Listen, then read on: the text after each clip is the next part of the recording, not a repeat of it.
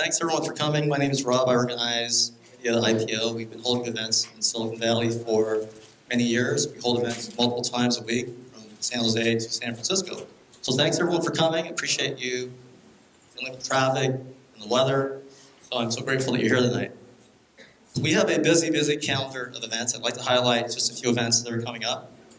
Next Tuesday, March 20th, AI and the New Economics of Disruption. That's going to be at Parasoma in San Francisco. Wednesday, March 21st, how to prepare for venture capital funding. That's going to be at K&L Gates, also up in San Francisco. Next Thursday, March 22nd, legal, business, and tax strategies for startups. That's going to be at Mindrome in Santa Clara. So check out the details for those events and all of our events on our website, idea2ipo.com. We launched officially on February 1st, 2010. At that time, we had no members and no events on our calendar. At this stage, we have over 60,000 members among all our meetup groups in the Bay Area. We've completed over 1,875 events. Not yet. By any standard, by any measure, we're the most active, most prolific startup event organization in Silicon Valley, bar none. But let me expand on that since we have a good crowd tonight. If we're the most active, most prolific startup event organization in Silicon Valley is the global center of entrepreneurship and innovation. That would make us the most active, most prolific startup event organization in the entire world. Now, well, I got one vote for standing ovation. That's first. Look, I'm not bragging. I'm just stating a fact. In any case, our mission is to promote entrepreneurship, support entrepreneurs, build community, provide value in the Silicon Valley startup ecosystem. So to that end, we provide content that's practical, actionable, and relevant, stuff that you can actually use to succeed as entrepreneurs. We believe in building community because Silicon Valley is an aspirational ecosystem that attracts people from all over the world who come here to do great things. Who here is not originally from Silicon Valley? Who here was born and raised in Silicon Valley? 2 people, awesome. Welcome. Actually, we have a delegation here from Brazil. So who here is from Brazil? Hey, let's hear it for folks from Brazil. Applause. Yeah, they came all the way from Brazil for our event, so I'm so grateful you guys came tonight. Appreciate that. With regard to value, it's important that we provide value at each and every one of our events. Not just value for your money, which is important, so we make sure our events are affordable. If you cannot afford the cover charge for whatever reason, come talk to me and we can work something out. And at every one of our events, we make sure we have a delicious buffet meal. Is that a delicious buffet meal? All right. I think half the room likes it, but at least it's a buffet meal, so give me that. So I'd like to acknowledge our sponsor of the buffet meal tonight, Royse Law Firm. So let's give it up for Royse Law Firm. It's the guy in the green hat. It's Royse Law Firm. Anyway, more importantly, at each and every one of our events, we want to make sure we provide value for your time, which is your most valuable resource. I have to ask, is anyone here getting any younger? Besides our featured speaker tonight? So when you invest your valuable time and come to our events, we want to make sure that you maximize your ROI. We have many partners that help us do what we do. Law firms, venture capital firms, angel investor groups, incubators, accelerators, colleges, universities, lots of other players in Silicon Valley. Tonight, we're grateful to Innospring for hosting us at this beautiful venue. Is this a beautiful venue? Yeah. And it's an awesome location. So let's hear it for Vivian and Innospring. Thank you, Rob. First, I'd like to thank everybody for coming to our space. My name is Vivian Feng, or you can call me Wei. We just moved from Santa Clara to Palo Alto last year, and I don't have a nice fabulous slide like law firm has, so we have a bigger display board in the back if you want to look more of our information. So we had our grand opening in January, and we are an early stage focused venture capital and incubator/accelerator. And last year, we've been rated as the top 10 global accelerators in the US. So we can help you, whether you're just starting up or expanding, we can help you to figure out space solutions and help you in fundraising. So if you have such needs, come to find me in the back. Thank you, and thank you, Rob. So though our local mission is to support entrepreneurs here in Silicon Valley, our global mission is to promote and support entrepreneurship and innovation all around the world. So to that end, we have a robust YouTube channel, youtube.com/idea-to-IPO. So go check it out. We have tons of videos. We've documented and archived many of our events. And this rich, valuable content is available on demand, anytime, anywhere, totally free of charge, whether you're in Palo Alto, San Francisco, Maui, Moscow, Timbuktu, or Brazil. Our partner in this endeavor is Tim Jeggers of Jeggers Films, one of the top professional videographers in Silicon Valley. So let's hear it for Tim.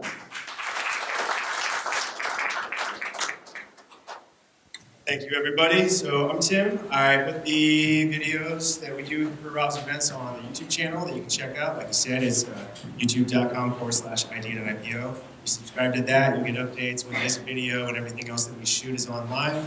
A little bit about me besides that. I started doing weddings in high school. That led to events like this. I do seminars, conferences, real estate photography, drone photography.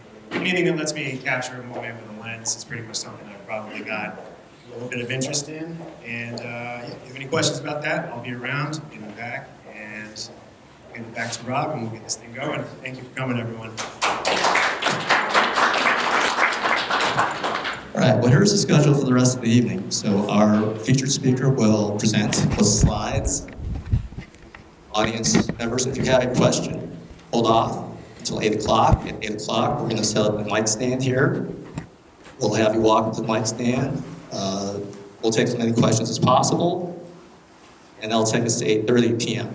At that point, we'll wrap up the formal program, stick around, network, and show off food. As a courtesy to Inno Spring, we'd like to leave the building by 9 p.m. There's a Starbucks down the street. I think Roger's going to treat everyone to a cup of coffee, so keep that in mind. If you need to use the restrooms, they're that way. Wi-Fi is posted up there, in front of you, there. And feel free to get up and get some food. It's a real casual environment tonight. But without further ado, I'm going to introduce our featured speaker tonight. He is one of the top corporate and startup attorneys in Silicon Valley. He's actually an iconic figure. He's everywhere. He's at conferences, meetups, social events. He's Roger Royse, and he's passionate about helping entrepreneurs succeed. He's passionate about many things, but he's passionate about helping entrepreneurs succeed. So let's give it up for Roger Royse. Thanks, Rob. So you know why I'm wearing a green hat? That's part of the reason, St. Patrick's Week. By the way, did you know that if you perform 2 miracles, you're just a regular guy, but you perform 3 miracles and you're a saint, like St. Patrick? So I'm wearing my green hat, but I'm also wearing it because I want to tell you a story. By the way, hola to my friends from Brazil who are here tonight. Welcome. Good to see you. So a long time ago, when I was, I think I was in college, I was driving through cattle country in the Midwest. I was on my way to Texas, actually, to visit this girl I used to know, and I was sitting at a stop sign in this small town, and this police car pulled up next to me, 2 men in it, and they arrested me for speeding. And I said, well, here's how we can do it. He says, first of all, we're going to talk to you about the law.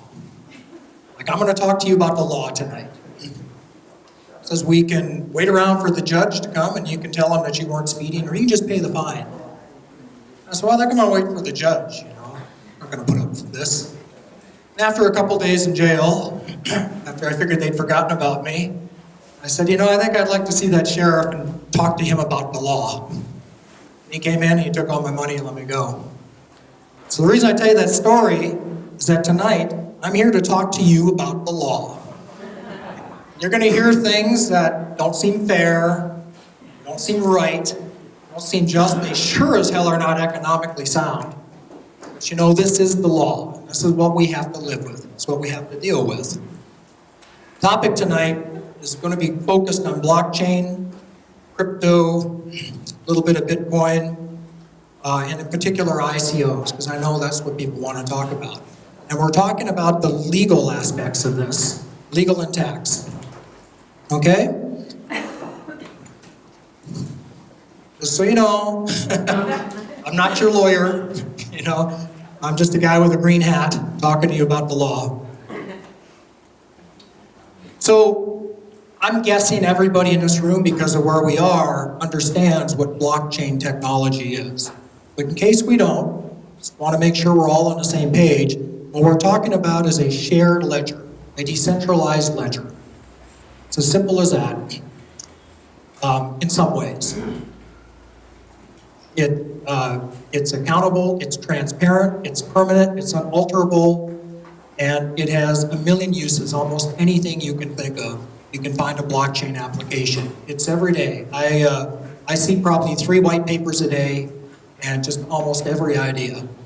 It's really amazing what this can be used for. Here are a couple of ones. I jotted down a few of the ones that I've seen recently where I've seen people using blockchain technologies.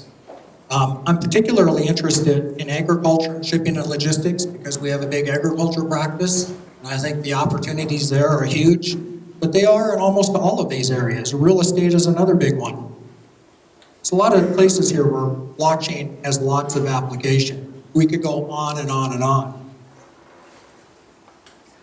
Let me give you one sort of use case. This is a super simplified version of how I see blockchain, especially the smart contract. And by smart contract, let me pause on that for a minute, because you're going to hear that term a lot, smart contract. We don't mean a contract the way us lawyers, by the way, a lot of lawyers here tonight, right? How many lawyers? Yeah, tons. They say this is an opportunity for aerial spraying, you know, but anyway. We don't mean contract when we say smart contract. All we mean is a set of algorithms. So, for example, before I get into this, the smart contract that you often hear about this is an example people say, they say, gee, just think, we're going to replace lawyers because let's say you're unlucky enough to be a landlord in San Francisco and you got a tenant, and the way the law works now is the tenant maybe might not pay their rent, and maybe a year later you get them evicted after paying lawyers a lot of money. But gee, with one of these smart contracts, that money is going to move over on the first of the month from their bank account to your bank account, and if it doesn't, then their lease ends. Well, if you think about that, there still is plenty of room for disputes in that process, right? That's not a contract, that's an algorithm. What if the building burned down, right? You're still going to need lawyers to come in and interpret these and come up with clauses and representations and warranties and things like that. So we're not really talking about a contract, but here's a place where we would have smart contracts. And this is a good example. I've seen this a few times. We have an organic, so organic is huge, right? But how do you know that what you have is organic? There's a million places in the supply chain where you could have adulteration. So this is a super simplified version of how agriculture works in California, but let's use it. So there's the grower. The product might be harvested, shipped, cleaned by a shipper, goes to a wholesaler, goes to a retailer, goes to a consumer. With a combination of IoT and blockchain, we can trace that food all along the way. And once they got that organic certification, we know that that particular piece of produce is the produce that came out of the field. That's how it works in theory, and it's moving that way. There's lots of technology, especially on the supply chain side, throughout the shipping. But as you can see, there's still places in here where there's room for human error. You don't know if there's fraud in your certification process. You don't know if there's fraud along the way, but it's still certainly an improvement from what we've got now. And the blockchain, again, it's an unalterable ledger. So once it's done, it really can't be changed. So I said this is about law, so I want to pause. I'm going to start off with the IP issues, and maybe we'll circle back to this later. So I want to get to the securities and tax issues. So, you know, whenever I see a startup, and So my law firm, Royse Law Firm, we're 30 lawyers based in Menlo Park, primarily with offices in Northern and Southern California, San Francisco. And we work with technology startups. That's what we do. And if you've come to my talk on startup basics, you'll know I talk about IP as one of the big 3 pillars of a startup. And patent strategy's got to be the first part. Well, it's very important. And this technology is just like anybody else. So what is the strategy that's being used in blockchain? Well, think of Bank of America, you know, that's been patenting everything under the sun relating to blockchain and fintech, right? Or NASDAQ, same thing, lots of patents. And what does a patent allow you to do? My lawyers will tell you, in the audience will tell you that it allows someone to exclude you from using that invention. That's a patent strategy. That's how you know you can practice yours. You're keeping other people from using the same invention. Another strategy is just open source. Hyperledger is an example of open source. It's just out there, it's free, anybody can use it. In fact, if you do use it, you have to open source whatever you come up with based on that technology. There's this idea of a patent pledge. Blockstream's an example. Just a pledge that companies make that they're not going to sue under their patents if anybody wants to use it. And that leads us to the patent pool, where companies will pool their patents and grant cross licenses and agree that anybody in the pool is not going to sue anybody else. I don't know where blockchain's going to go and what's going to be the dominant strategies here, but here are a few of them in a way that companies could be applying patent strategy to protect their blockchain technologies. Or, and in addition, we could rely on trade secret. And I will tell you that everything I just told you, even if there's patentable content, I can guarantee you there's trade secret in that as well. And the difference between a trade secret and a patent is pretty simple. A patent right is granted through a federal registration. Trade secret is not. There's now federal trade secret law, but state and federal law that basically grants it through how you use the secret. And a trade secret is any information, 3 things. It's not generally known, it's valuable, right? Offers an economic benefit. And thirdly, and this is the one that people screw up all the time, it's subject of reasonable efforts by the holder to maintain its secrecy. It means you're not out publicizing it. And if you do tell somebody about it, you get an NDA, right? And you have different permissions and different keys, and you're careful about who gets a hold of it. It's very important when you're doing this, because a lot of your blockchains, by the way, one of the great things about living here in the San Francisco Bay Area is I'm surrounded by technology people, really, really smart technology people. So I listen to people talk about blockchain a lot, people who actually do the coding. And I don't know, they're techies in the audience.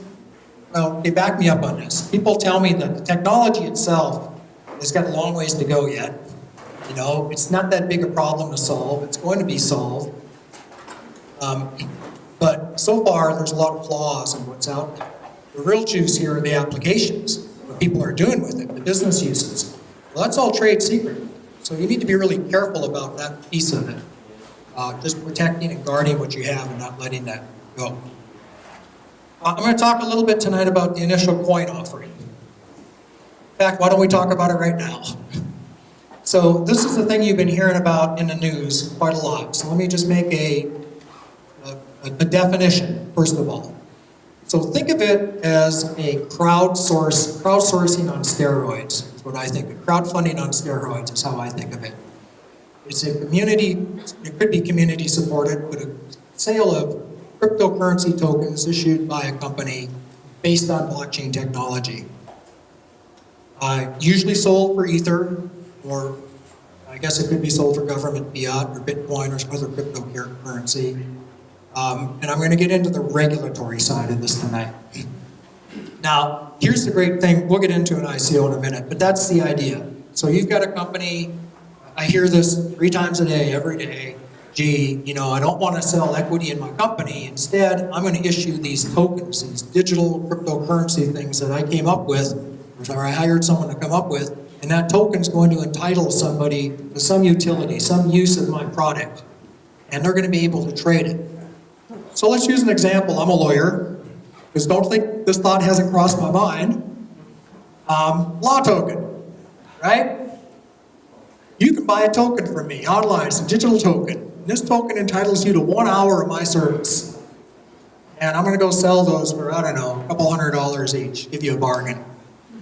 And then, I only have so much time. So eventually, those things are going to get pretty valuable because you're competing for my time. So, somebody might buy that token from you for $300, $400, right?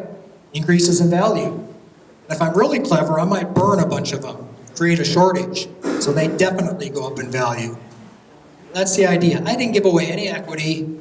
I raised a bunch of money. In fact, I pre-sold my service. In fact, I pre-sold services that don't exist that might never exist because who's going to really use that token? That's the ICO. Here's another example I like even better. I know you're a smart audience and you don't need this example, but I like it so much I'm going to use it anyway. Go to a carnival. They don't ever let you walk up and buy a beer with cash, fiat. They make you buy a little red ticket, right? Then you take the ticket up and you give it to the guy and he gives you the beer. Well, that's a token. Imagine what happens if they run out of those little red tickets. If you got one, well, yours is going to be pretty valuable. Because people really like beer. What happens if they start destroying them, just burning them to make them a bit more valuable? That's the concept. Okay. Rob really wants us to wait till the end for questions. Is that right, Rob? Yeah, sorry. So just hold that. Can you then talk about what drives the value? Yeah, I'm going to. I'm going to talk about token economics, but let me kind of get through the definition here. So what I want to talk most about here tonight is about the legal issues that are around this. The fact that they are oftentimes securities, almost always, and some of the legal exemptions, securities law exemptions that we use, the regulatory environment, all the ways that people are getting in trouble over this. And believe you me, people are getting in trouble. And just last week, the SEC announced, to expect a tsunami of subpoenas coming out because they are going after these things. So, and by the time you leave here tonight, if you've done an ICO, you might want to think about fixing it while you can. And I know that's a terrible thing to say, but I've seen enough of these to know that quite a lot of them are not in compliance. And it's not your fault. We didn't have really good guidance. We had announcements. We had press releases. The SEC has been regulating like Donald Trump legislates. Just been tweeting, just been making statements. So we haven't had great guidance, but we do have really good indications now of what's going to happen. And there are ways to fix that. I'm going to get to the end of the program here. So I'm going to talk about all these things. But let's talk a little bit more about your issue about what makes these valuable. So here's the ICO. Here's our company. Pointer on here. There we go. We've got our issuer. I'm going to show you a more real life, real world example in a minute. But here's the basic concept. So issuer, step one, they do a pre-sale, what we call. They got to raise some money to build a platform. And say this issuer has a product, right? They have law or whatever. By the way, I could never do a law token. There are ethical and regulatory issues. So just for the cameras, I'm not going to do that. So please, SEC, don't subpoena me. Okay, so issuer now, they need to raise some money to build a platform to do the ICO. So they issue this thing called a SAFT, usually. That's gotten to be the standard in the market. Simple agreement for future tokens. And what that is the investor gives us money, we give them this document that says, we're going to let you trade this SAFT in for a token down the road when we finally get tokens. And you're going to get a much better deal because you got your money in first. Thank you very much.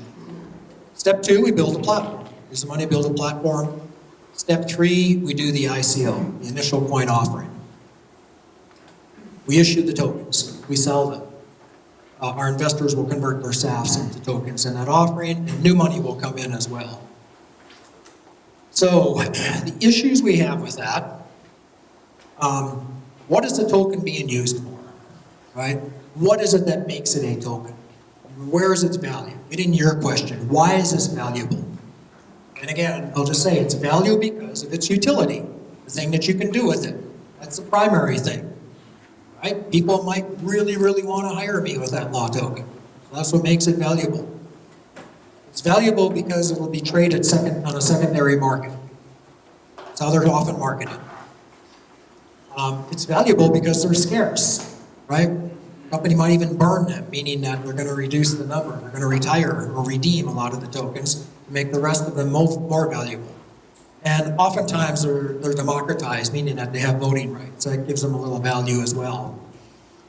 So that's the concept, right? You've got this thing that's got utility, but it also has got independent value, and it's going to appreciate in value.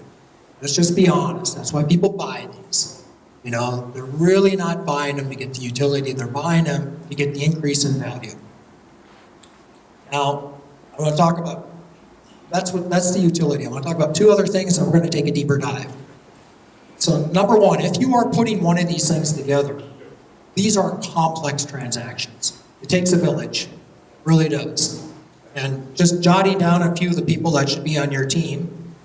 Obviously you need me, right? You need legal US, somebody. You need US tax, like Chris over here from Moss Adams, who knows the tax environment here. We're going to talk about that in a minute. These things are oftentimes done offshore. If I do an offshore one, I'm usually going through Singapore, but other countries as well. So you'll need foreign counsel. If you're selling these in foreign countries, you need to know you comply with foreign securities laws. You should probably have a compliance expert in some of the regulatory issues we talked about, and we're going to talk more about, commodities or FinCEN. You absolutely, positively have to have anti-money laundering procedures in place, KYC. Every regulatory agency that looks at this, they all say that. You got to have a know your customer. KYC is know your customer, AML is anti-money laundering. There are organizations out there that will do this for a fee. They will do your compliance for you to make sure that the money that's coming in to your offering is clean, right? It doesn't come from an OFAC nation. It's not drug money, it's not terrorist money. You absolutely have to do that. The SEC has said that is a securities fraud violation if you don't have a good AML policy. And then what you're saying, the economics. I like to get somebody involved who understands token economics to make sure that it's sound, that it's actually going to work. You know, even if you're a business person, you know, the stuff is not obvious. It's very arcane. And then finally, of course, you need the technical people. Even if you go out and, even if you're going to go out and buy the technical solution, you'll need somebody who really understands that. Now, the law that's going to apply here, and this is where I come in. This is my job. Number one, securities law. First of all, is it a security? If it is, how do we comply with the securities laws? I'm going to tell you how to do that in a minute. Secondly, tax. What are the tax consequences? People did not give enough thought to this when they put these deals together last year.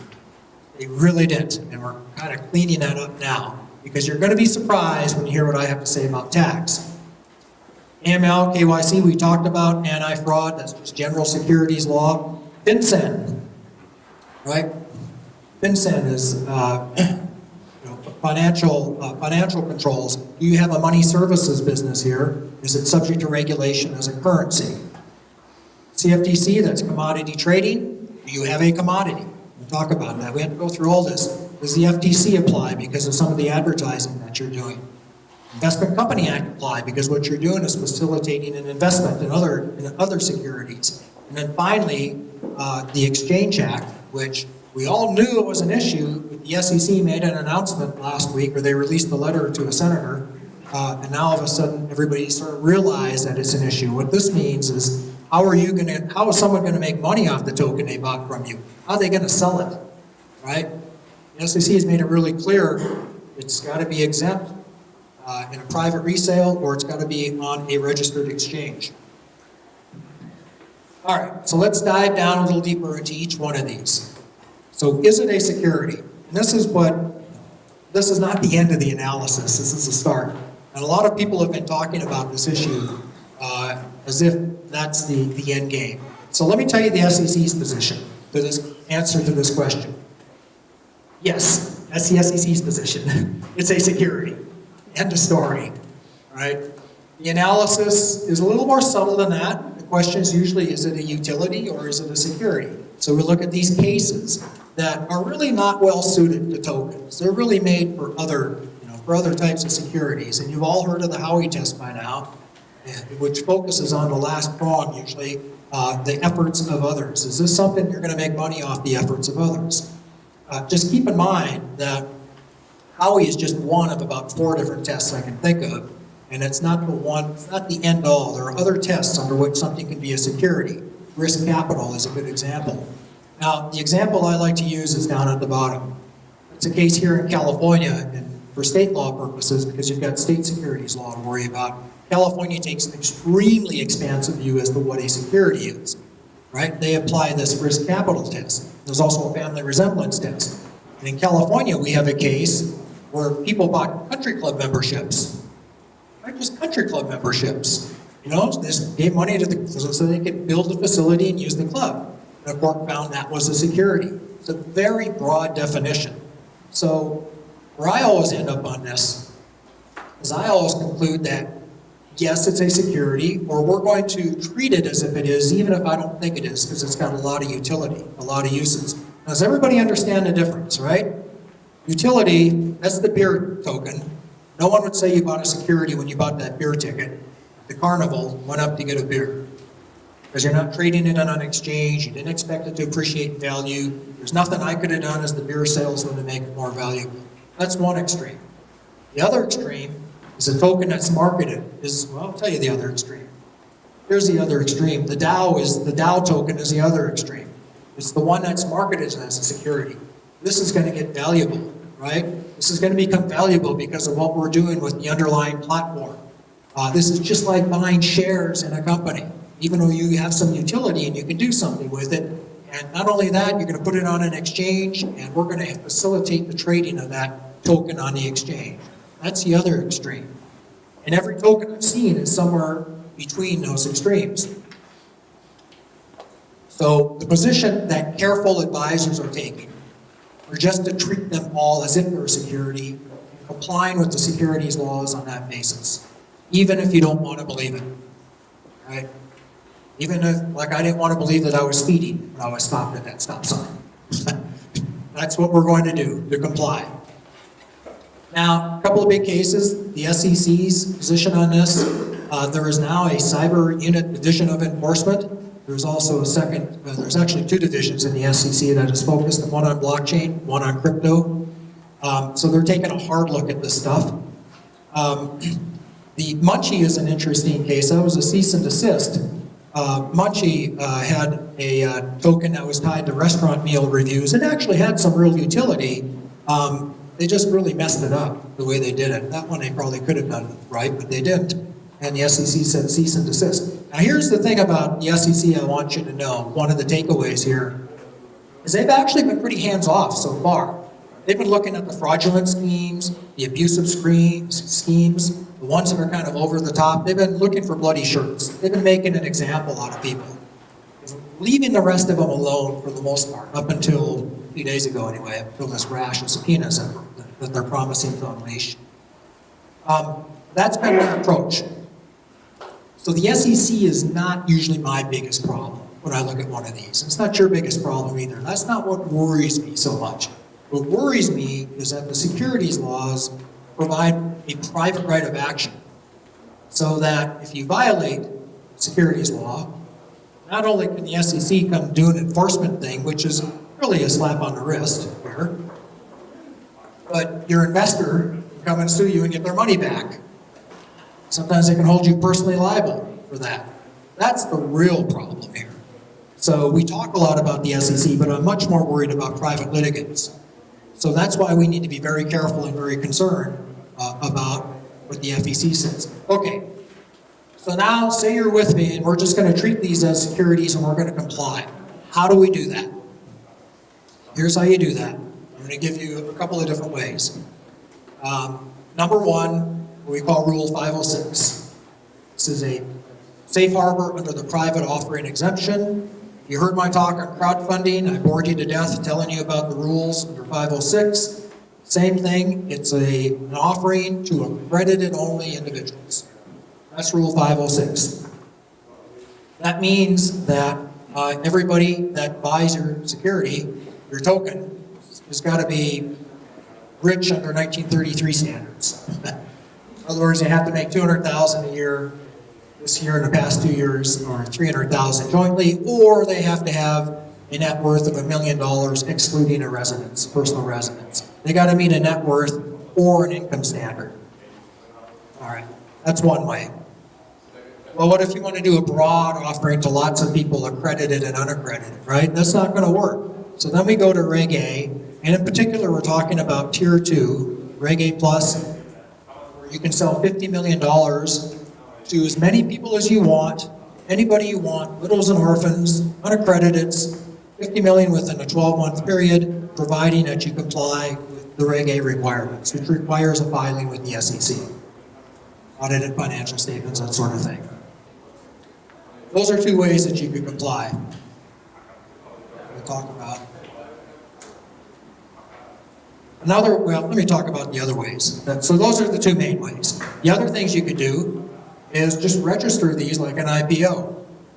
I'll just tell you that the public offering laws are not really designed for tokens. They're not meant for that. I'm not aware of any registrations under, any S1s filed for tokens. I suppose they're probably out there. I haven't done one. I don't want to do one. I don't think it fits. And usually we're in a much bigger hurry than that. So I don't think it's practical. Reg S is a foreign targeted offering. That's where we offer the securities only to non-US persons. We do that very often, quite commonly. The trick with that is that you have to be really super careful that you are only offering to non-US persons and no US person gets into it, right? So back home, I got a VPN on my computer. I can go into anywhere I want. They think I'm a Canadian, So how are you going to stop that? How are you going to police that? It's a problem, but that's one of the ways we do it.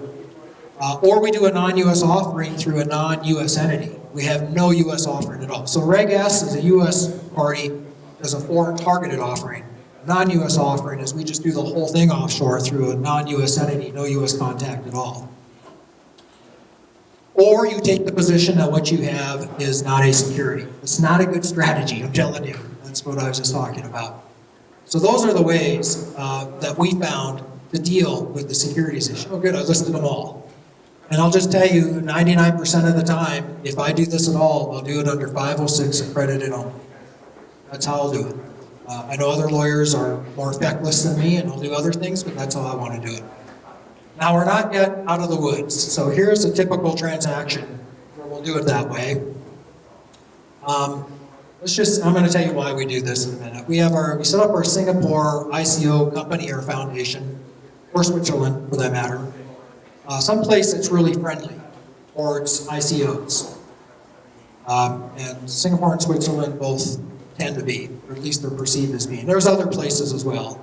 And one way structure that I've used a few times that I like is that's the entity that actually does the token offering. So we've done our step one, our SAF, because we had to pre-fund the thing. But then we do the ICO, the token offering. Our Singapore company sells the law token that you can get to buy my legal services. And then we're going to put it on an exchange.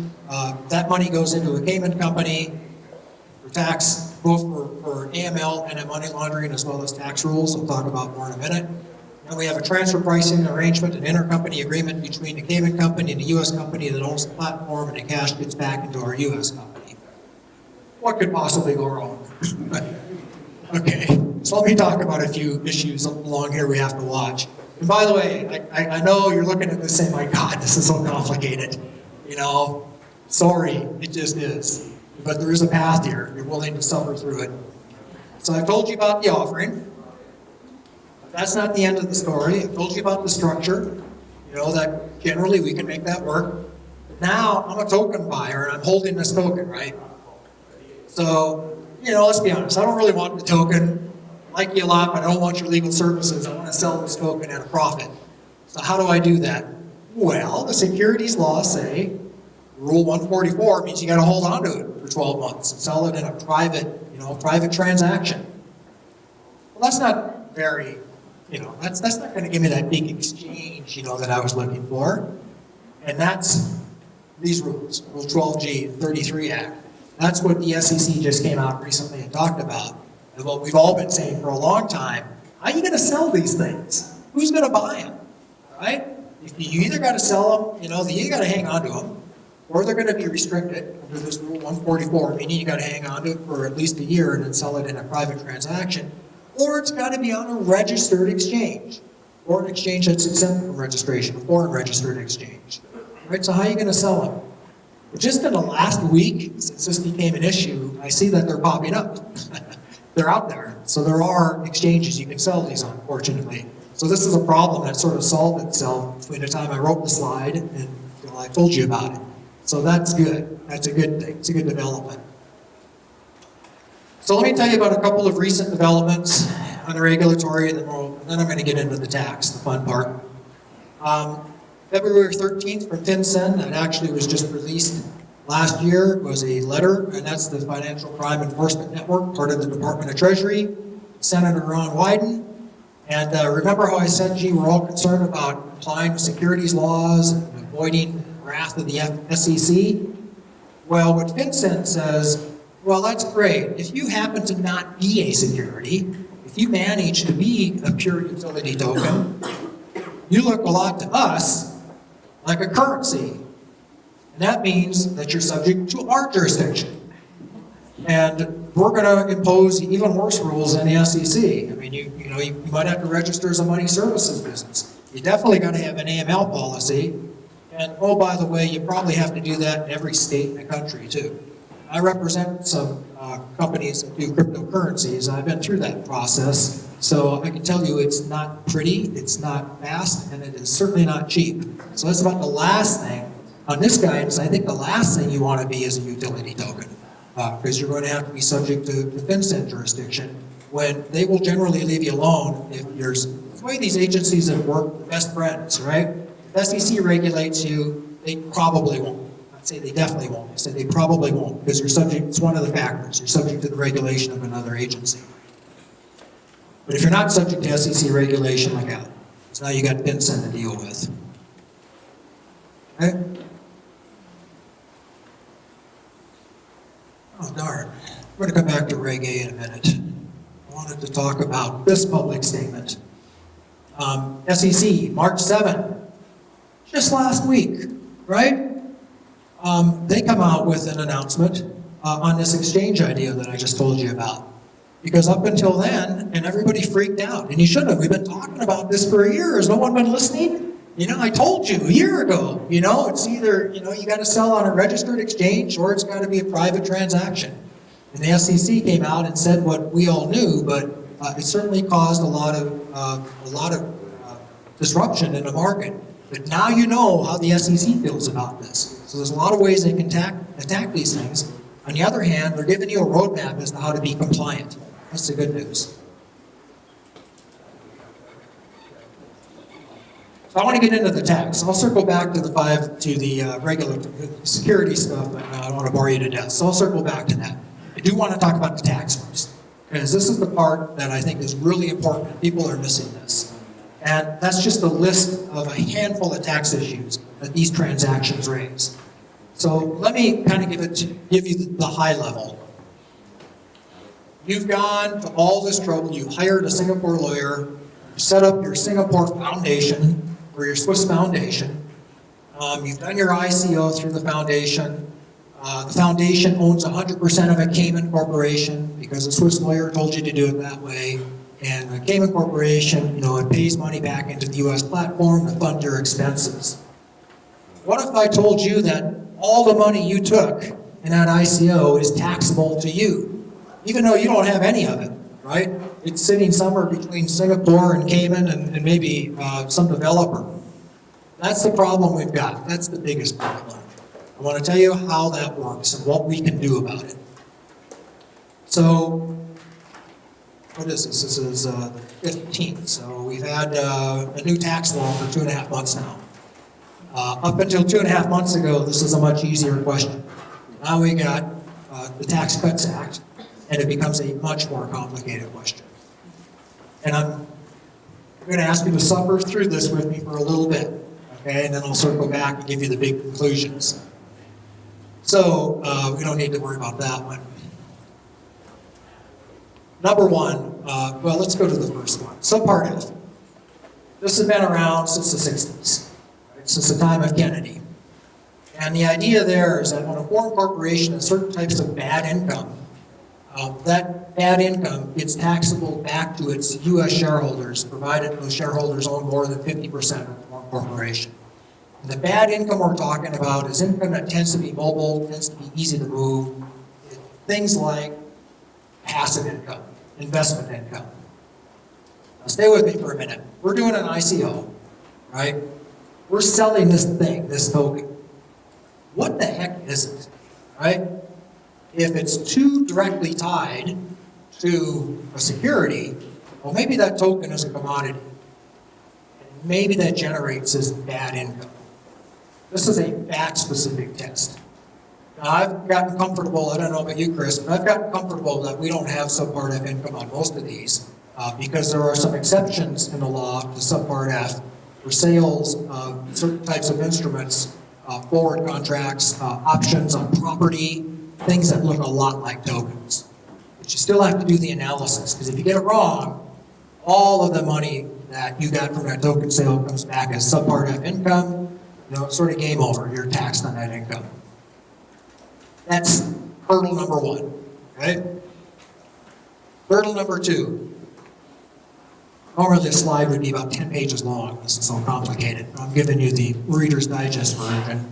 Let me just suffice it to say that suppose we avoid this subpart F income because you talked to Chris and she told you how to structure it so you don't have that problem. Well, now we got this other thing in the law for 10% owned, U.S. owned foreign corporations called the GILTI tax. And it's complicated how you get there, but just expect that a U.S. corporation is going to end up with roughly a 10% rate of tax on the income of foreign corporations that it owns a share of. So they got you one way or the other, you know? One way or the other, they got you. You know, there are some types of income that will avoid both of these, but, you know, that's the exception. So if we end up with this bad type of income, or any income at all, for that matter, in a foreign corporation that the U.S. company owns, we're going to end up with some U.S. tax consequences. Talk about another one that people just forget about all the time. PIFIC, Passive Forward Investment Company. It's just another way to get you on passive income in a foreign entity. That might apply here. Let's stop there for a minute, because I know what you're thinking. You're thinking, oh, wait a minute. This only applies if the U.S. person owns the foreign corporation, right? So here's what we're going to do. See the wheel spinning in your brain already. Let me go back to my slide. That Singapore company, we'll make that a foundation. Nobody owns a foundation, right? So there can't be any shareholders. And it can't even have business income by definition. Right? We'll just have the foundation make a payment to the Cayman company as a contribution to capital. Contribution to capital is not taxable. And the income going into the foundation is not taxable because it's not a corporation. That's the strategy that's been used over and over a lot. And I will tell you, I don't think it works. Okay? And I'll tell you why, for so many reasons. Number one, whether that's a foundation or not, under Singapore law, the reason you do that in Singapore is not tax, it's securities law. You get a little better securities treatment in Singapore and in Switzerland if it's a foundation. As a tax matter, we got to look to U.S. law. When you got a U.S. shareholder that owns a foreign corporation, the tax law will apply to U.S. principles. And the tax law is going to look at that foundation, and it's not going to treat it as a tax-exempt foundation. I just don't think it will. I think it's a rare case that you're going to find that. It looks to me like it's engaged in a business that's designed to help private individuals.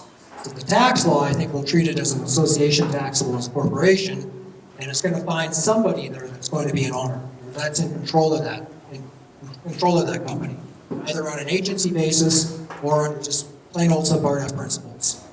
So I just don't think making that a foundation works. And I wouldn't use that strategy for tax purposes. It might work for securities purposes. I wouldn't do it for tax.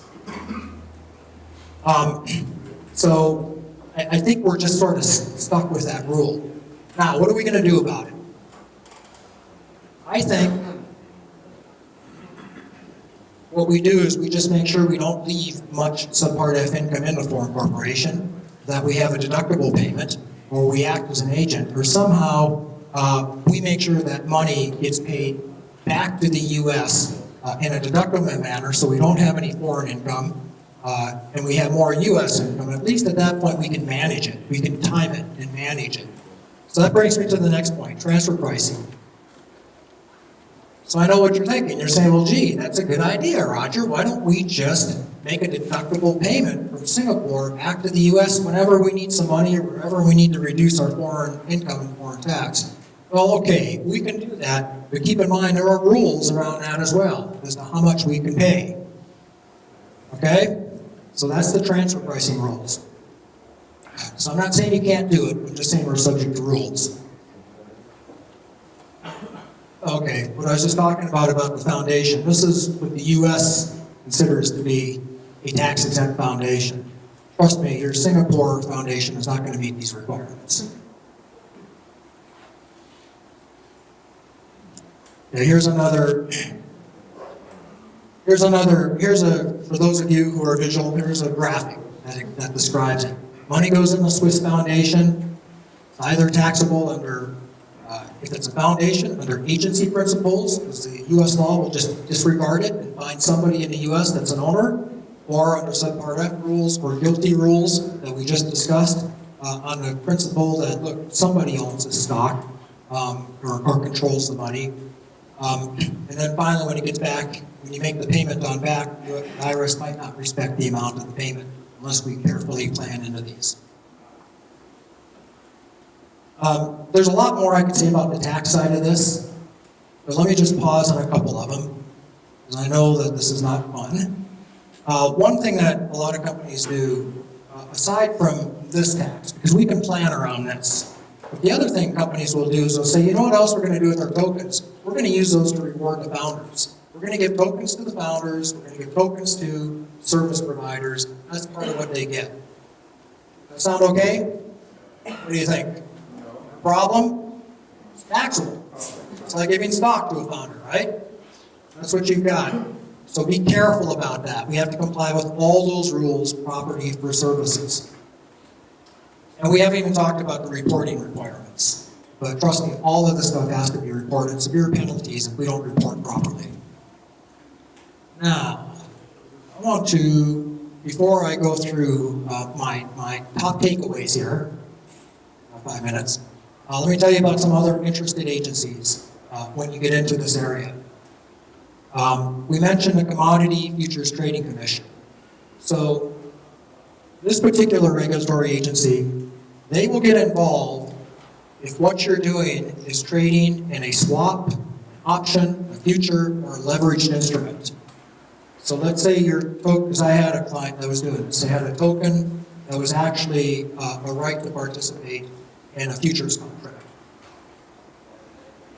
You got to worry about these guys. And they're like any other regulatory agency. They've got their whole universe all by themselves. You got to get into their system. You got to meet their filing requirements.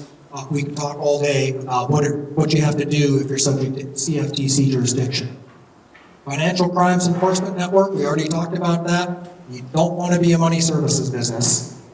That's a real headache. That's a showstopper right there. IRS, we talked about the tax considerations.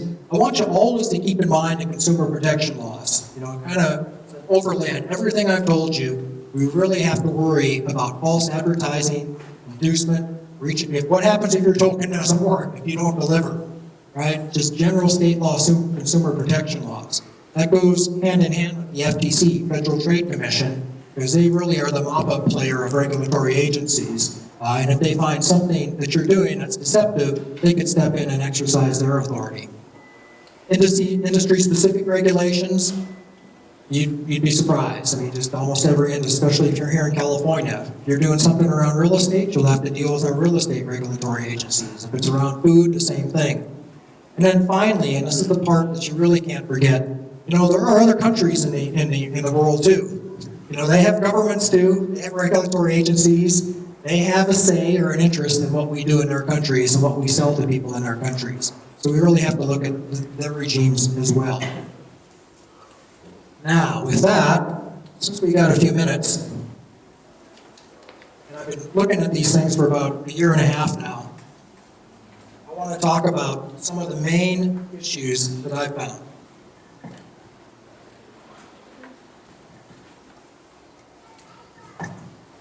So first of all, first thing that people come in and they tell me is they say, I don't have to worry because my token is a utility token and not a security. Number one, we'll call it my top 5 mistakes. That's my number 1 mistake. Now, my token's not a security. Well, the SEC says that all token offerings are securities. They just said that. Jay Clayton has said he's never seen one that's not a security. Keep that in mind. That's the position that you're going to take on this, is that that your token is not a security. Just keep in mind you might get a fight from the SEC. And we talked about what that means. It means the SEC could do a cease and desist, they could get disgorgement, they could get lost profits, but you're also opening yourself up to lawsuits from the investors in your product. Number 2, there's the other thing I always hear. My token is not a security because my platform's already operational. See, I'm not doing all that stuff you just said. I'm not raising money to build a business and to build a platform. I already have a business, right? I've already got the beer that you're going to buy the beer coupons for to buy. That's actually a pretty good argument. I like that. It just doesn't work, you know? The SEC won't buy it. It's clever, you know, but it doesn't satisfy all these other prongs of the test that you really are. The family resemblance test, the risk capital test, it still looks too much like a security. So don't rely on that. By the way, on that point, going hand in hand with that, I have people walk into my office with legal opinions from lawyers that say it's not a security. Some of them are quite elaborate. In fact, one of the things you'll see a lot of is a mathematical formula. We've added up all the factors that say it's a security over here. We've added up all the factors that indicate that it's not. We've read every case on the subject. 5 say it is, 10 say it's not, we conclude that it's not. Trust me, the SEC is not going to go along with that analysis. As clever as it is, I would not hang my company's future on that. And you'll see that a lot. That's a very common way of doing this. Here's another one. My token's different because the technology is different, right?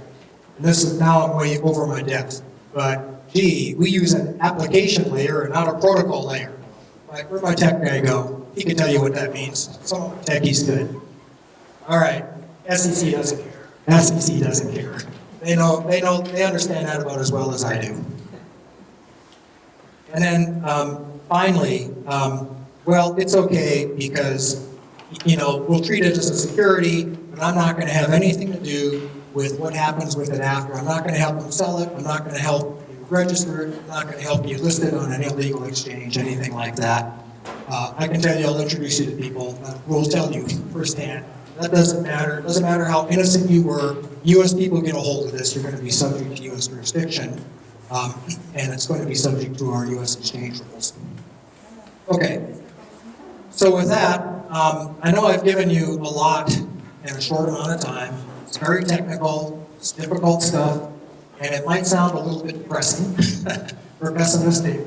But trust me, there's a way to do this. There's a way to do it right. There's a way to do it in compliance with the law and to get a good result. But the thing I'd like to tell you is to be very careful that you do comply when you go forward and do this. And if nobody raised their hand, because we're on film, if any of you happen to have already done this and maybe might have made a mistake, keep in mind you have a short window here where you can fix that, right? You have a window where you might be able to do something to clean that up. Take care of it. But you just need to be really careful about what you do going forward. Okay.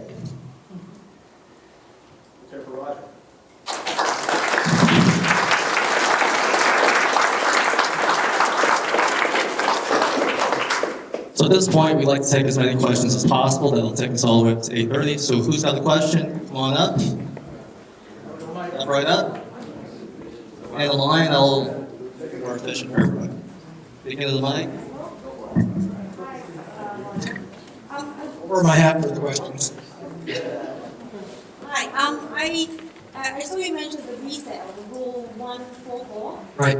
but you didn't touch on, so you can't resell for 1 year.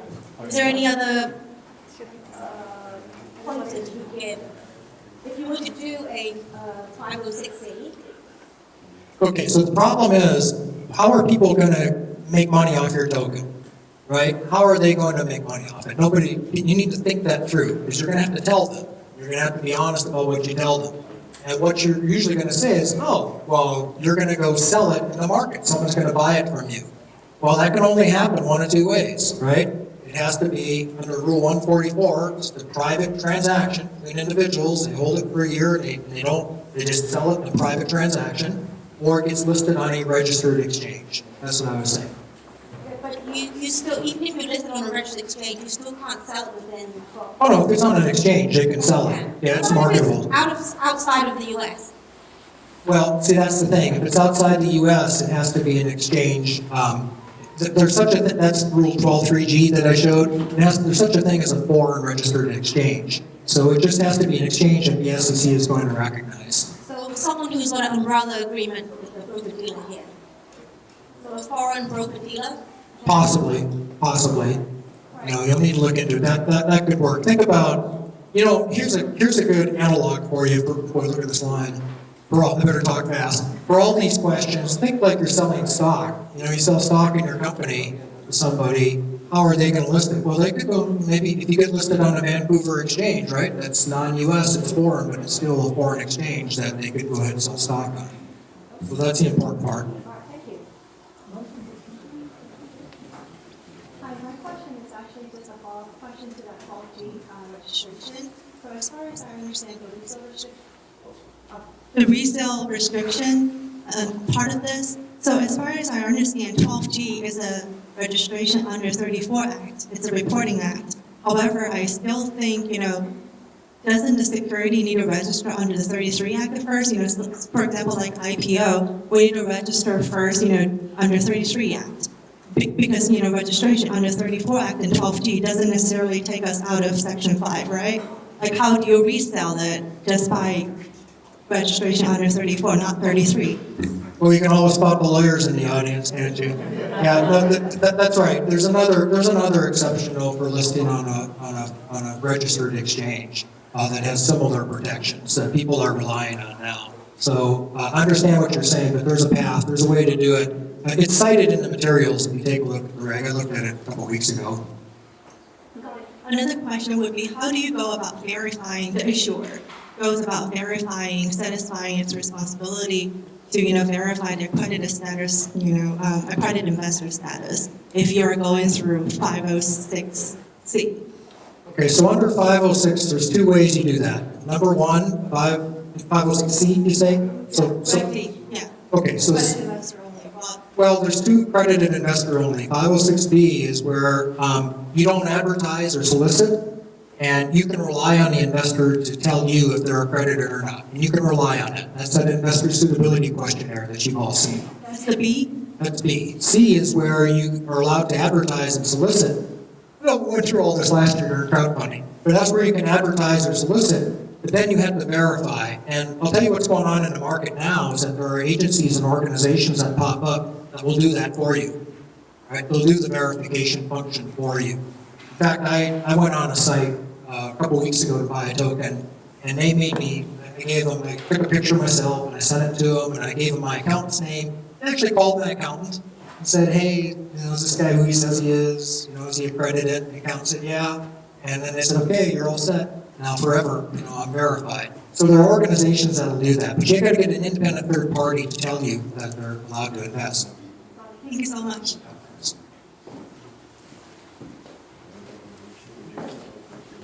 Thanks for the great presentation. I have two questions regarding Reg S. One of the restrictions said the money should be only from overseas, right? Right. Right. So the first question is there any cap on the amount that can be raised? And the second question is, if the founding team is our U.S. residents, right? And usually in most of ICOs, there's a portion of tokens that are allocated to the team members. is there any restrictions regarding this, or should the team members also move overseas? Yeah, that blows your exemption, that's the problem.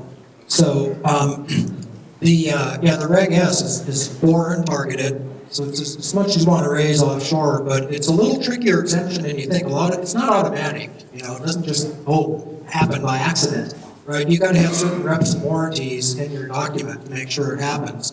And it is foreign targeted, it means you don't have US individuals in that offering. Now, what some companies have done, you might have read about this, is they've done a simultaneous Reg S and Reg D offering. So they got a Reg D offering for the US people and Reg S for the foreign. That's it's a technical thing to do because the Reg D has got these broad aggregation. Reg D is the private offering, that's the one that we just talked about, accredited investors only.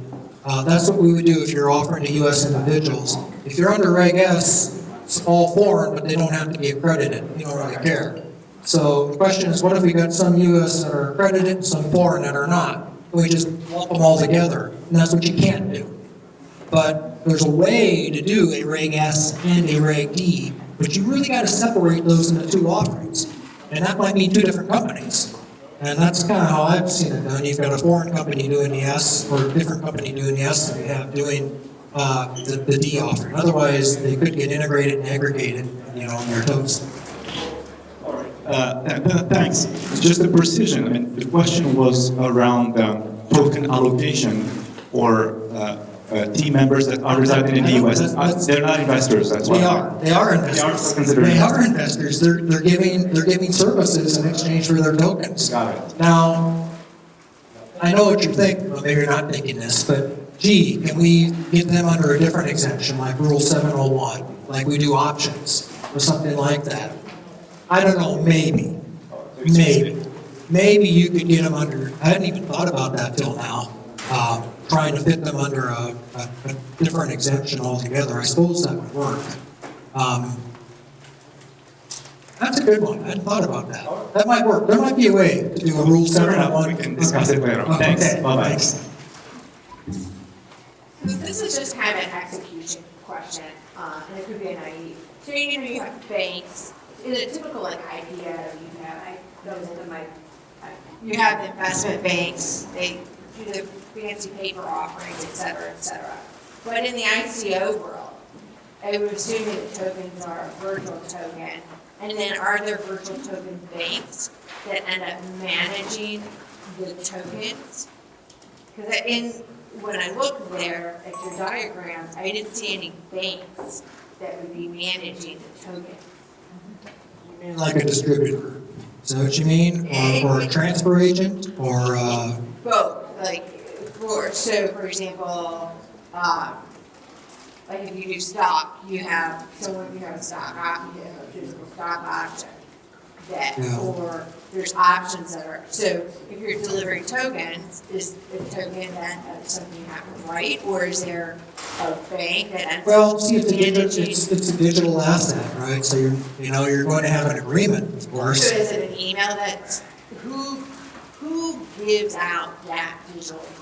So there are platforms that can actually manage this, and you can keep a record, and just like you do with cryptocurrency.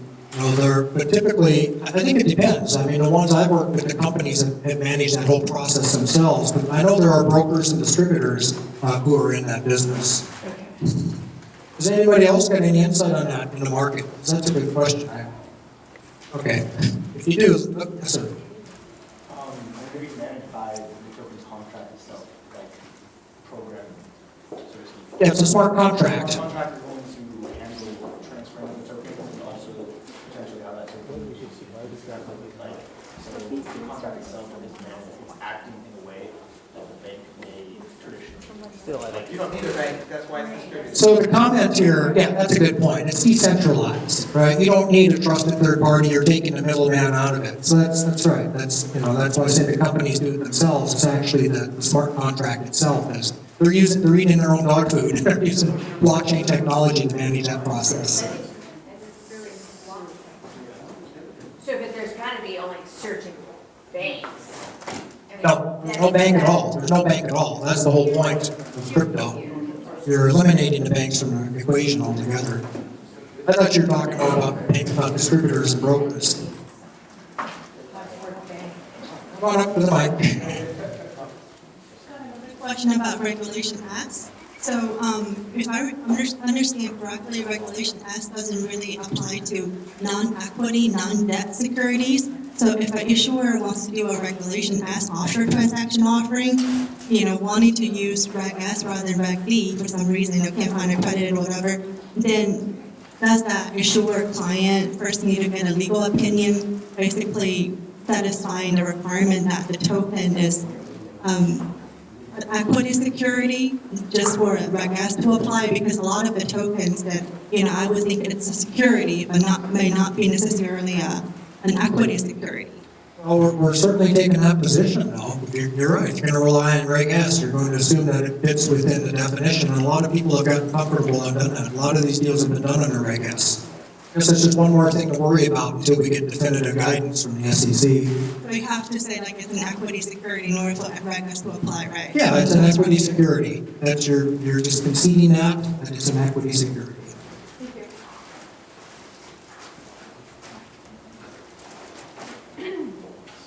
There's one company that is doing crypto BNB, and I'm just wondering, you said something about you didn't like the idea of foreign utility tokens as a way to not have to comply with all the U.S. regulations and.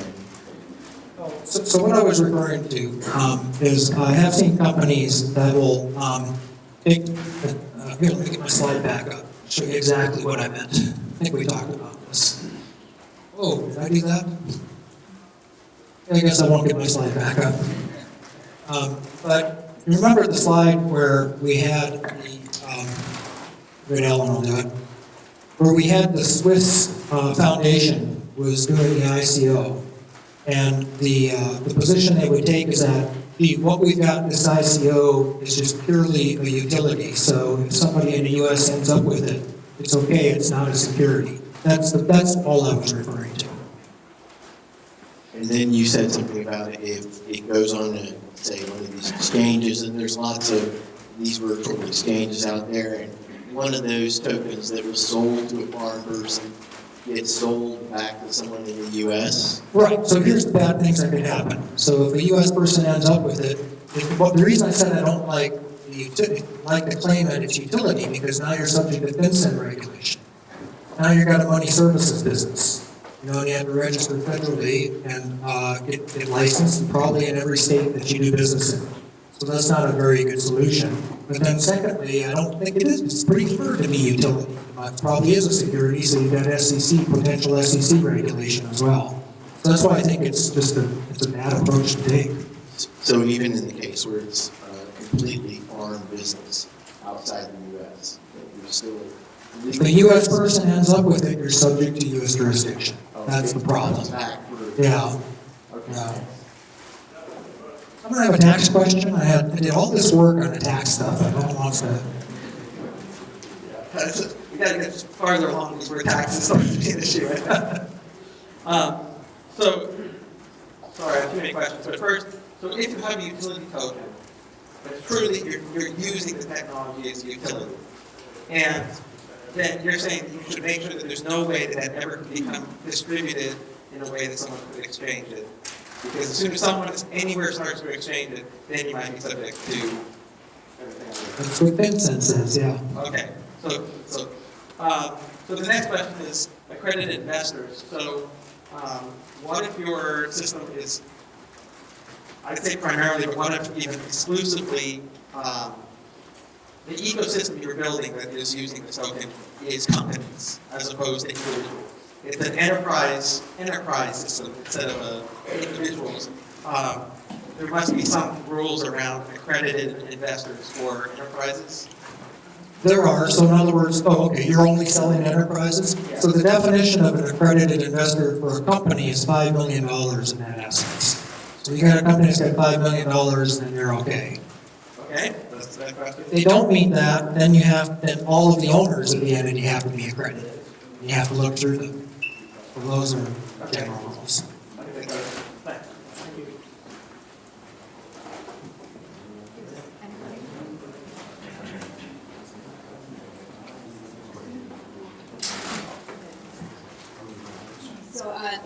The previous slides with the picture that you can see token compliance, Cayman Islands, Singapore Foundation. But my question is, how exactly should we establish the legal relationship between Cayman Islands company in the picture and the U.S. platform company? Because we're a company registered in Milpitas, and we're on the process registering in Cayman Islands. But we said just a simple contract relationship, and should be a simple contractual agreement with rights to future revenue. No, I got you. And all the trademark, intellectual and IP issue should be registered under the company in Cayman Islands. Yeah, thank you very much for that question. So we kind of went over this kind of fast, but here's one possible structure. Is that the U.S. company has the business and has the platform, so we've got to figure out where we're going to put, who's going to own that. Up until January 1, I might have said, well, geez, let's have the Cayman company own it, because we can avoid tax on the foreign income. After January 1, that becomes exceedingly difficult. So now I might say, you know what, I want the U.S. company to own it. So now the Cayman company has to make a payment back to the U.S. company in order to build and develop the platform. So the way I have the money going is I have Singapore Foundation. It makes a payment to Cayman. Cayman makes a payment back to the U.S. platform company. And that way, and what I like about that is we might have a little bit of flexibility to time the income, because this is income, when this payment comes back, it's income to U.S. platform company.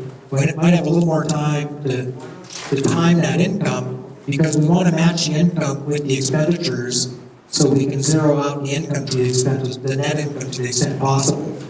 There's another thing that changes here is, we don't get a full carryover of losses anymore. So we don't want to end up with net operating losses in one year that we try to carry to another year. So if I can match it, then I'm really happy. Now we're subject to these transfer pricing rules, another slide, in terms of how much flexibility we have to match, but that's what I'd like to do.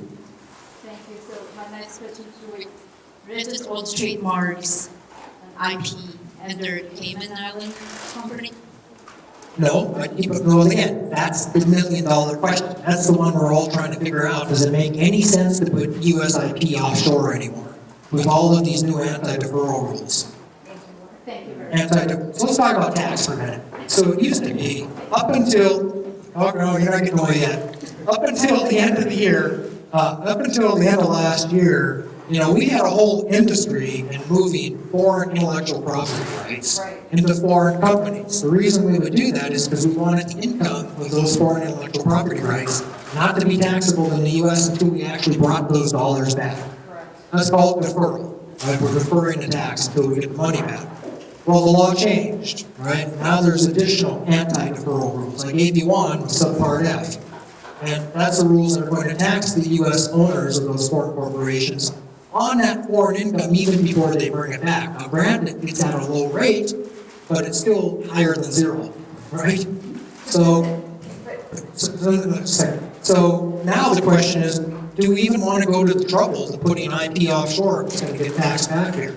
And then the second thing, we didn't talk much about it. Can I ask you a quick question? Just a Because second. it's just that medium does not have any value, isn't it? I mean, it has some value, but It has all the value that a company has. well, I mean, it's assigned value.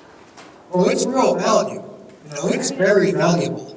That's why we're having all these discussions. What we're talking about is IP. These are tech companies doing these deals, and what they're creating is intellectual property rights.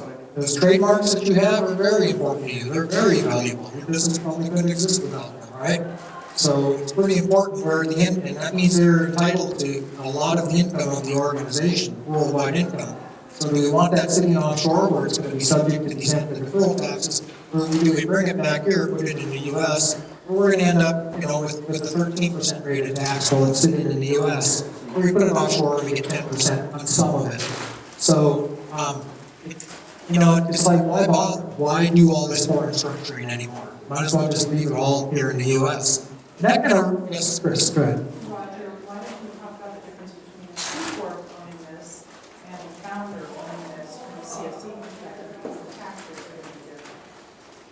So, so what Chris is saying is that this tax I talked about, this is if a corporation, a USC corporation, owns the stock of a foreign corporation. So we get this rate. Now, if it's an individual that owns the stock of a foreign corporation, then you don't get this lower rate. So you get a much worse result. Even. So very complicated, right? Is there anything else, Chris, we should add?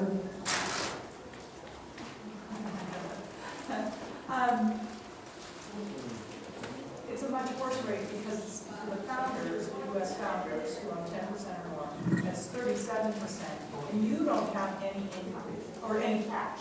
You have all this income and no cash. Yeah, so Chris makes the point that the rate, if it's an individual, is going to be at the individual rate, 37%. But these are deemed repatriations, right? In all these cases, this is a tax that the shareholder pays on the subsidiary's income. So you don't get the cash, you just have to pay tax on their income. So you have tax without cash. And you might only be a 10% shareholder, so you can't even force that company to pay you the cash. It's not my typical scenario in these deals, but theoretically could happen. So Chris is saying that if you don't have a C corporation on top, you don't even get this rate. So, it just really, everything seems to contraindicate putting intellectual property offshoring. So to follow up on that thought, what I'm really considering now is that why are we doing any of this stuff offshore, right? I just showed you it doesn't make sense as a tax matter. I showed you earlier it's not helping you as a securities law matter, right? So why do we do any of this offshore anymore? Why not just make it really simple? Just have one U.S. company that does this in full compliance, and you pay your taxes and you sleep at night. Question? Yes. I have a tax related question. Suppose a team develops cryptocurrency, and on day one, they decided to give 20% to the team themselves as compensation for free, and on day two, to receive 20% to investors for like $20 million. Is the IRS going to say, well, your team already made $20 million, well, because of the pre-sale? That means the incentive you give to yourself also should be equal amount of valuation, then you will be liable for tax from that. Is the IRS going to consider kind of pre-sale or even ICO as the gauge for the compensation that the team usually gives to themselves? Yeah, so the question is, and this happens all the time, we say, gee, we're going to give our team a bunch of these tokens, right? And then we're going to go out, we're going to give them to them early, right at the start. We're just going to give them for being good employees and service providers and being here on the front end. Then we go do the ICO, and the tokens, they go up, they shoot in value, they sell for a lot of money. So now what does your team have? They have these illiquid tokens. Not even, like you say, tangible. It's just electronic or smart contracts. What does the IRS do with that? Well, I'll tell you what they do. They come along and they give you a big tax bill. They say you just got, your example, $20 million in compensation. Can't sell it, can't do anything with it, but that's how much it's worth, and that's what you owe us. Not only that, since you're an employee, you, Mr. Employer, you have to withhold on that. You have a withholding obligation. So now the employer's in a suit too. And now the way to get around that is this is exactly like stock. This is the exact same issues we have with stock now. You can put vesting restrictions and delay. You know what vesting, everybody knows about vesting? Put a vesting restriction in place and delay the recognition of the income. Maybe we make them buy the tokens with the promissory note. Stuff like that. We have to play all the same games in this case. So I have even this thinking, I believe it's also correct, that for team compensation, there should be a cliff, meaning within certain time period, you are not allowed to make anything profit. It's common to have a cliff as a condition for redemption of anything back. Sure, I understand. By cliff, I mean, suppose 1 year cliff, meaning within 1 year, you are not allowed to sell anything you get from as a compensation until the cliff wishes, You mean like a lockup? Is it a lockup? Is that what you're Yeah, talking lockup, about? yes. A lockup, yeah, of course, very common. You don't want anybody out there disrupting the market. yes. So the lockup actually is going to put team founders into very awkward. Oh, absolutely. Yes. Absolutely. That's what I'm saying, but a lot of people did not anticipate that issue when they did this a year ago. And now we've got a month exactly to pay your taxes. Sure. Well, a quick question. Is that net income, net of taxes? No Michael question. Hi, just one quick question. Can the company still do IPO after they do the ICO? Can they do an IPO after it does an ICO? I suppose it could. There's nothing that stops them from doing that. Except, the thing that stops it is the disclosure issue. Theoretically you could. I think it would really be a mark. I don't know. I think, we haven't seen that happen yet, but I think it would be a market risk that the market would really not like very much at all. So I think you do one or the other. I think if you're doing an ICO, so you don't have to do an IPO. Or go to the VCs or anything like that. I mean, that's why you do it. I want to ask, say if you want to eliminate all U.S. investors and do a Reg S, you put together a really strong compliance program. Like it's digitized, it's got a lot of data points that weed out a lot of U.S. investors as much as you can. And you've done everything you possibly could, and you show that to the regulator and say, I am doing a Reg S, but if they leak through, what can I do? I mean, there are going to be, how can you prove that? I don't know the answer to that. I have got that exact case now, and I don't know the answer to that. That is just the problem we all have. It just seems so unfair. Let's talk about the law. Isn't that unfair? I was just sitting at that stop sign, minding my own business, when that U.S. investor got into my ICO. Why am I in jail?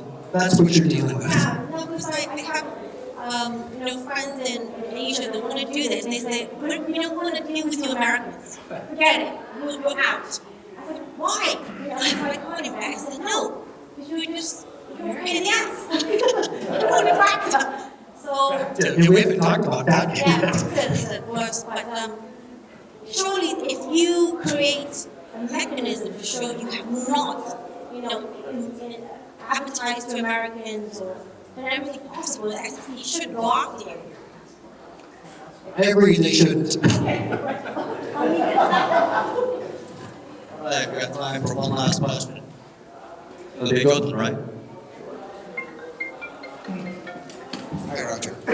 So, you said as of January 1st, laws have changed where if you recognize revenue in tax-friendly country, you're going to get hit with minimum tax. Is it net income after taxes or before?